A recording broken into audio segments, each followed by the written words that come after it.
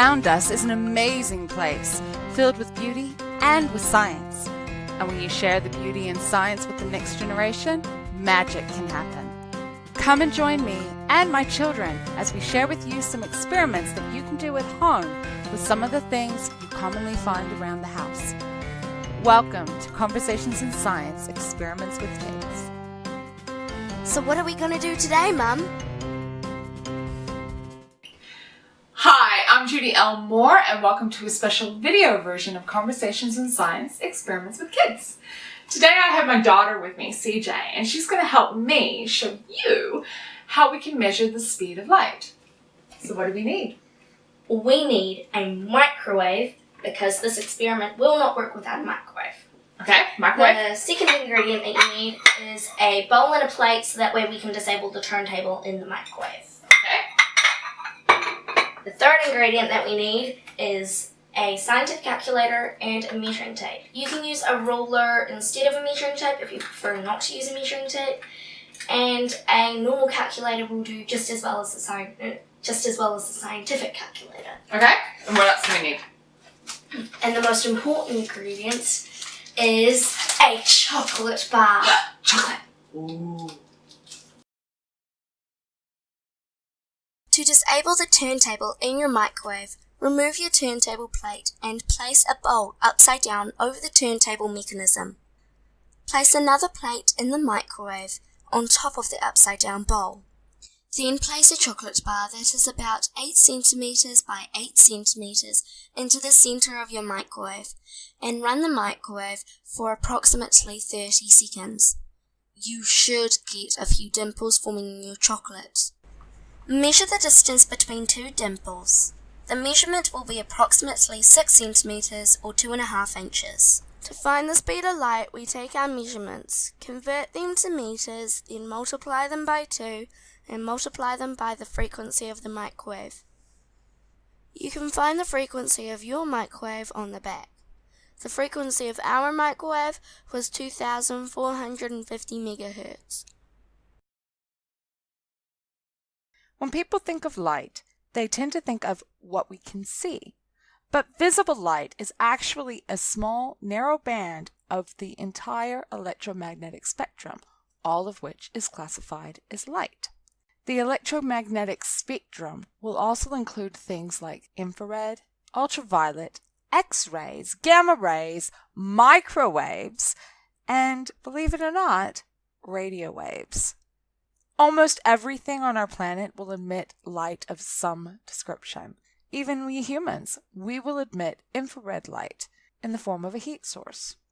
So, to measure the speed of light, microwave is a perfect thing to use. When physicists describe light, it can be via a variety of different models, one of them being that light is a wave. In the case of the microwave, that's exactly what we're dealing with, hence the name, microwave. Waves can be described in a variety of different ways. You can have a traveling wave, which is what you would see if you were to throw a pebble into water as the motion ripples out from its origin point, traveling along the surface of the water. But you can also have what we call a standing wave, which is where your end points are fixed and everything else is moving around it. Another example of this one would be a jump rope. Go outside and see if you can actually get the rope moving in such a fashion that you can create a standing wave pattern with the middle point not moving. This middle point, if you do succeed, is what we call a node. The points that are moving around it are what we call antinodes. Within a microwave, your heating takes place at the antinodal regions, which is one of the reasons why we now have turntables within our microwaves, so the antinodes can heat the food evenly as possible. What we are doing in this experiment is we are measuring the distance between the two regions where the antinodes are actually melting the chocolate. This distance will be half of the wavelength of the wave that our microwave oven generates. We need to know the wavelength because the speed of a wave is directly proportional to the wavelength. I know this sounds counterintuitive, but the speed of which a wave travels is going to be proportional to the wavelength itself and the frequency at which it moves. It is accepted that the speed of light is approximately 3 times 10 to the 8 meters per second. If that was the case, then for a microwave that has a frequency of 2,450 megahertz, then it would produce waves that have a wavelength of approximately 12 centimeters. Half of that, the distance between 2 consecutive antinodes, that would be 6 centimeters. That's what we measured in our experiment. So it can be lots of fun with some of the things that you have around the house and just doing basic science experiments. I know I have lots of fun with this. You have to do it a couple of times just to see if you can get it right. Why not? Meanwhile, we'll see you next time. Oh, we forgot something! What? Hide the evidence!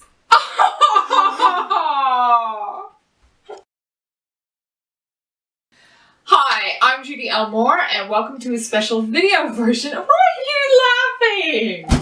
And welcome to a special video version of Conversations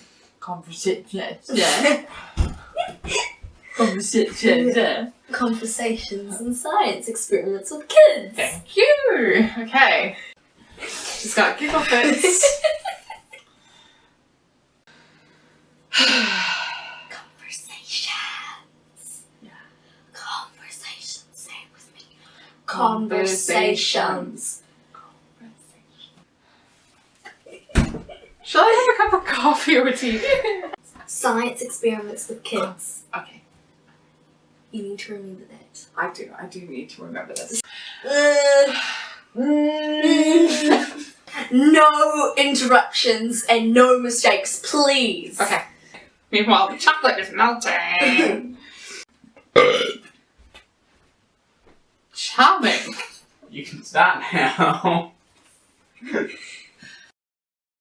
If you want to find out more about science or the experiments with kids, you can follow me on Twitter, that's Judy L. Moore, or you can find me on Facebook, that's Judy L. Moore, or you can visit my personal website, that's judylmoore.com. But if you have a special question that you have about science, feel free to contact me at the radio station. That's at science@klrnradio.com. Meanwhile, I look forward to seeing you all next time.